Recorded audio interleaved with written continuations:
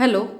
यहाँ पर हम सेमेस्टर 1 के लिए जिनका मेन हिंदी है उनके लिए पेपर 1 का एक प्रश्न देखेंगे। उर्मिला का अनुराग काव्य का भावार्थ अथवा सारांश लिखिए, जिसको हम देखेंगे प्रस्तावना, भावार्थ अथवा सारांश और निष्कर्ष के रूप में देखेंगे।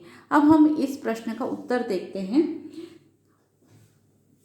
उर्मिला का अनुराग हिंदी के राष्ट्रकवि श्री मैथिली शरण गुप्त की रचना है।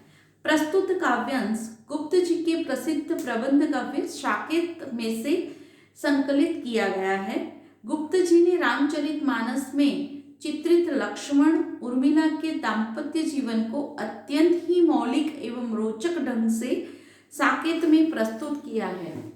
यहाँ पर लक्ष्मण एवं उर्मिला दोनों का चरित्र आधुनिक युगीन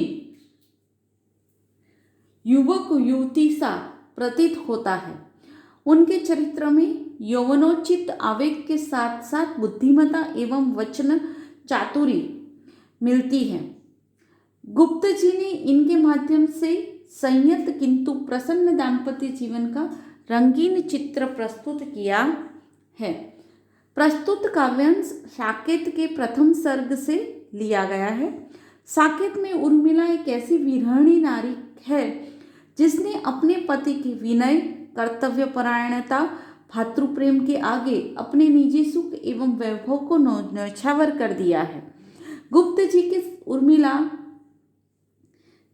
नारी सहज भावना, विरह, त्याग, पीड़ा को साकेत में वाणी देती है। प्रस्तुत काव्यांश में उर्मिला एवं लक्ष्मण के बीच के व्यंग्य विनोद के माध्यम से गुप्त जी ने प्रसन्न दाम्पत्य जीवन का अत्यंत मनोहारी चित्र प्रस्तुत किया है। अब हम देखते हैं भावार्थ अथवा सारांश। प्रस्तुत काव्य में लक्ष्मण एवं उर्मिला नायक और नायिका के रूप में अर्थात पति पत्नी के रूप में चित्रित है। कवि ने उनके सुखमय एवं आनंद से परिपूर्ण दाम्पत्य जीवन का अत्यंत आकर्षक व मधुर चित्रण प्रस्तुत किया है। विवाह के बाद वे दोनों अधिक निकट आए हैं। यौवन की चपलता, वाक्पटुता और हास्य विलास उनके वाणी वर्तन में व्यक्त होते हैं। कविवर श्री मैथिली शरण गुप्त ने प्रस्तुत काव्य में इन युवा दंपति को शिष्टता और मर्यादा के बंधनों में जकड़ा नहीं है परंतु उन्मुक्त प्रणयाकांक्षी के रूप में चित्रित किया है। काव्य का प्रारंभ लक्ष्मण उर्मिला के बीच संवाद योजना के द्वारा होता है, जिसे कवि ने नाटकीय रूप प्रदान किया है। आरंभ ही अत्यंत आकर्षक है।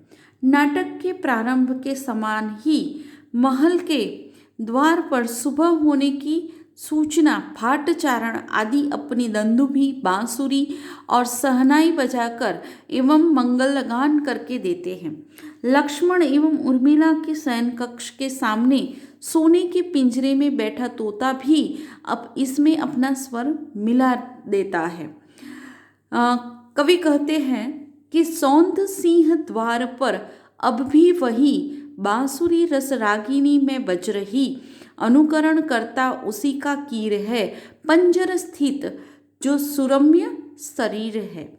उर्मिला लक्ष्मण से पहले ही जागकर कक्ष से बाहर आ गई है और मीठी वाणी बोल रहे तोते को देख रही है, किंतु उर्मिला की खंजन पक्षी के समान सुंदर आंखें देखकर तोता चुप हो जाता है और उर्मिला की आंखें देखता रहता है। मौन होकर कीर तब विस्मित हुआ रह गया, वह देखता सा स्थित हुआ। उर्मिला तोते को चुप देखकर आश्चर्य में पड़ जाती है। वे तोते से उसके चुप होने का कारण पूछती है। रे सुभाषी, बोल, चुप क्यों हो रहा? इतने में लक्ष्मण भी जाग जाते हैं और चुपचाप उर्मिला के पास आकर खड़े हो जाते हैं। वे सहसा उर्मिला को उत्तर देते हुए चौंका देते हैं। नाक का मोती अधर की कांति से, बीज दाड़िम का समझकर भ्रांति से, देखकर सहसा हुआ शुक यह मौन है, सोचता है अन्य शुक यह कौन है। वे कहते हैं कि हे प्रिय, तुम्हारे नाक की नथुनी में लगा मोती तुम्हारे ओंठों की कांति में दाड़िम का दाना होना हो ऐसा लगता है, और इसीलिए भ्रमवश यह तोता तुम्हारे नाक को तोता समझकर और उसकी चोंच में लगे दाड़िम के दाने को देखकर उसे अपना प्रतिद्वंदी समझकर चुप हो गया है। प्रारंभिक वार्तालाप के पश्चात कवि ने अत्यंत कुशलतापूर्वक इन दोनों के हृदय में धीरे धीरे एक दूसरे के प्रति आकर्षण, स्नेह, प्रेमाकर्षण एवं काम भाव को विकसित होते दिखाया है। दोनों के बीच कटाक्ष, विनोद एवं हास विलास के माध्यम से कवि ने इन दोनों के प्रसन्न दाम्पत्य को दिखाया है। लक्ष्मण एवं उर्मिला यौवन से भरपूर है, सुंदर एवं आकर्षक उनकी देहाकृति है। कवि ने दोनों के हृदय में विकसित हुए प्रेमाकर्षण को अत्यंत मनोरम शब्दों में प्रस्तुत किया है। मुग्ध हो सौमित्र मन के मोद से, पद्मिनी के पास मत मराल से, हो गए आकर खड़े स्थिर चाल से। लक्ष्मण मौन होकर उर्मिला के सौंदर्य का पान करते हुए धीरे से उसके करीब आकर इस प्रकार खड़े हो गए हैं मानो कमलिनी के पास यौवन मत भ्रमर आ खड़ा होता है। यानी कि कमल के पास कोई भंवरा आके खड़ा रह जाता है, वैसे वे खड़े रह जाते हैं। उर्मिला तो यही चाहती थी। वे अनजानी सी होकर पूछती है कि आप जाग गए। फिर विनोद करते हुए कहती है कि आपकी आंखों में रात के समय जो सपना छाया हुआ था वह कहाँ है। इस विनोद में उर्मिला का कटाक्ष है कि उसने किसी पराई नारी से स्नेह करना शुरू कर दिया है, परंतु लक्ष्मण भी कम नहीं है। उर्मिला के सौंदर्य का पान करने वाला यौवन मत भ्रमर सा प्रणय सेवी लक्ष्मण उर्मिला के संशय को दूर करता हुआ दो टूक कहता है कि हे देवी, जब से मोहिनी ने मंत्र पढ़कर मुझे छुआ उसी समय से मेरी आंखें स्वप्न नील बन गई हैं, परंतु जागरण तुम्हें प्रिय है। वस्तुतः पिछली रात प्रेमालाप के कारण वे दोनों देर रात तक जगते रहे थे और फिर शर्त लगाकर सोए थे कि सुबह पहले कौन जागेगा, कौन उठेगा। इस प्रकार हम देखते हैं कि एक नवयुगल के समान लक्ष्मण एवं उर्मिला के हृदय में प्रबल प्रेमाकर्षण है। दाम्पत्य जीवन के प्रारंभिक दिनों में जिस प्रकार पति पत्नी के बीच विनोद करना, शर्त लगाना, उपालंब देना, किसी दूसरी स्त्री या दूसरे पुरुष के प्रति आकर्षण की बात कह के एक दूसरे को चिढ़ाना आदि क्रियाओं के द्वारा कवि ने लक्ष्मण एवं उर्मिला के दाम्पत्य जीवन का चित्र खींचा है। दाम्पत्य जीवन की श्रेष्ठता एवं उत्कृष्टता का दूसरा सोपान है प्रेमाशक्ति एवं एक दूसरे के गुण, रूप, सौंदर्य आदि का कथन करना। कवि ने लक्ष्मण एवं उर्मिला के बीच गहरी प्रेमाशक्ति का चित्रण अत्यंत रोचक ढंग से किया है। इसमें पुरुष ही शुरुआत करता है। लक्ष्मण भी उर्मिला की प्रशंसा करते हुए कहते हैं कि हे प्रिय, तुम तो योग्यता की खान हो, धन्य है तुम्हारी योग्यता। मोहिनी सी मूर्ति, मंजू मनोज्ञता, तुम्हारी आकर्षक सूरत, तुम्हारी हाव भाव, व्यक्तित्व, तुम्हारी चतुराई, विद्वता और प्रतिभा तथा अनायास ही मन को मोह लेने की शक्ति आदि गुणों से तुम महान हो। आज मैं तुम्हारा सानिध्य पाकर धन्य हो गया हूँ, परंतु मैं भी तुम्हारा दास हूँ। अर्थात ऐसी सर्वगुण संपन्न स्त्री का दास भी गुणवान ही होगा। लक्ष्मण की बात को सुनकर उर्मिला भी करारा जवाब देती है और कहती है कि तुम अपने आप को दास इसलिए कह रहे हो ताकि मैं तुम्हारी दासी बन जाऊं, परंतु मैं दासी क्यों बनूं? मैं तो तुम्हें देवता मानती हूँ और कहती भी हूँ। इस प्रकार उर्मिला वचन चातुरी में लक्ष्मण को हरा देती है। लक्ष्मण को देवता कहकर स्वयं देवी बनने की युक्ति उसे लक्ष्मण से अधिक चतुर सिद्ध करती है। देखिए वह कैसे कहती है, देव होकर तुम सदा मेरे रहो और देवी ही मुझे रखो अहो। अब लक्ष्मण को स्वीकार करना ही पड़ रहा है कि तुम रहो मेरी हृदय देवी सदा, मैं तुम्हारा प्रणय सेवी सदा। आखिर पति अपनी पत्नी को विजय दिलाने में ही खुश होता है।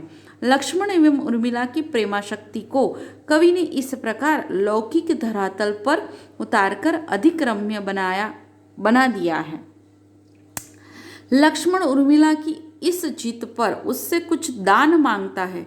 लक्ष्मण उससे प्रेम का वरदान मांगते हैं। तब उर्मिला नववधू सा मान करते हुए लक्ष्मण की मांग को नकारते हुए कहती है कि कल की आशा के बिना कर्म करना चाहिए। उर्मिला की इनकार सुनकर लक्ष्मण उसके आगे प्रेम के अनेक प्रकार के अनुनय विनय के द्वारा प्रेम की याचना करते हैं। त्याग या स्वीकार कुछ भी हो भले, वह तुम्हारी वस्तु आश्रित वत्सले। प्रेमाशक्ति में सहज रूप से काम शक्ति भी प्रभावित होती है। उर्मिला के हृदय में धीरे धीरे कामाशक्ति जागती है और वह इसका परिचय करवाते हुए लक्ष्मण से कहती है कि आप केवल विष से युक्त बाण ही नहीं चलाते बल्कि कामबाण भी चलाते हैं। आपके कामबाण बड़े ही घातक है। आप अपनी मनोकामना को व्यक्त कीजिए, उसे मेरे सिर पर रखिए, फिर देखिए मैं भी आपको दिखा दूंगी कि मैं अबला नहीं सबला हूँ, अर्थात मैं भी काम केली में आपके ही समान प्रवीण हूँ। आप मुझसे आप जिसकी कामना रखते हो वह मैं पूरी कर दूंगी। लक्ष्मण अत्यंत काम विवल होकर उर्मिला से चुंबन एवं आलिंगन की कामना करते हैं।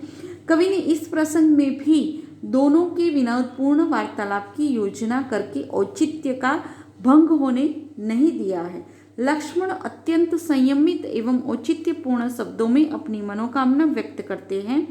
सांप पकड़ाओ न मुझको, निर्दय देखकर ही विष चढ़े जिनका अय। वह उन अनेक मीठे वचनों के द्वारा उर्मिला के गुणों की एवं सौंदर्य की प्रशंसा सुनते हैं। कवि ने काव्य के उत्तरार्ध में अत्यंत ही भावपूर्ण दृश्य खड़ा करके लक्ष्मण एवं उर्मिला के प्रसन्न दाम्पत्य जीवन का आदर्श रूप प्रस्तुत किया है। उर्मिला लक्ष्मण के मुंह से अपनी प्रशंसा सुनकर भाव विभोर हो जाती है। वह अपने सौभाग्य पर फूली नहीं समाती। वह नारी जीवन की धन्यता का पूर्ण एहसास कर पाते हुए कहती है, खोजती है किंतु आश्रय मात्र हम चाहती है, एक तुम सा पात्र हम, आंतरिक सुख दुख हम जिससे धरे और निज भाव भार यों हल्का करे। वे कहती है कि प्रत्येक नारी तुम्हारे जैसा आदर्श पति चाहती है जिसके संग हम सुख दुख समान रूप से सह सके।